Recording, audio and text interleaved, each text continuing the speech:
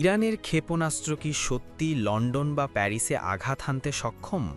সাম্প্রতিক সময়ে এই প্রশ্নটি আন্তর্জাতিক অঙ্গনে নতুন করে আলোচনার জন্ম দিয়েছে। যুক্তরাষ্ট্রের একটি উচ্চ পর্যায়ের বৈঠকে এমন আশঙ্কা প্রকাশের পর বিষয়টি ঘিরে উদ্বেগ বাড়ছে বিশ্বজুড়ে। মার্কিন প্রতিরক্ষামন্ত্রী পিট হেগজেদ এক মন্ত্রিসভা বৈঠকে সতর্ক করে জানান, ইরানের দূরপাল্লার ক্ষেপণাস্ত্র ভবিষ্যতে ইউরোপ পর্যন্ত পৌঁছতে পারে। ওই বৈঠকে উপস্থিত ছিলেন মার্কিন প্রেসিডেন্ট ডোনাল্ড ট্রাম্পও।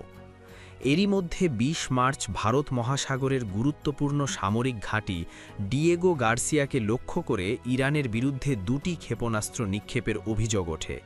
যদিও এতে কোনো ক্ষয়ক্ষতি হয়নি। একটি ক্ষেপণাস্ত্র মাঝপথেই ভেঙে পড়ে এবং অন্যটি প্রতিরক্ষা ব্যবস্থার মাধ্যমে ধ্বংস করা হয়। বিশেষজ্ঞদের মতে এই ঘটনা ইরানের সামরিক সক্ষমতা নিয়ে নতুন করে ভাবতে বাধ্য করছে পশ্চিমা বিশ্বকে। এখন সবচেয়ে বড় প্রশ্ন, ইউরোপ কি সত্যিই ঝুঁকিতে? দূরত্বের হিসেব অনুযায়ী তেহরান থেকে প্যারিস প্রায় ৪,২০০ কিলোমিটার এবং লন্ডন প্রায় ৪,৪০০ কিলোমিটার দূরে। এই হিসেবে তাত্ত্বিকভাবে ইউরোপের বড় শহরগুলো ইরানের কিছু দূরপাল্লার ক্ষেপণাস্ত্রের আওতায় পড়তে পারে।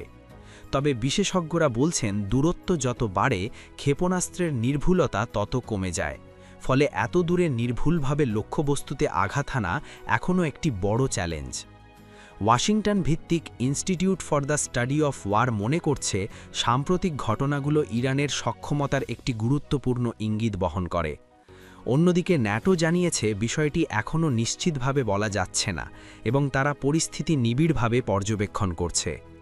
এদিকে যুক্তরাজ্য সরকার স্পষ্টভাবে জানিয়েছে বর্তমানে দেশটি সরাসরি কোনো হুমকির মুখে নেই।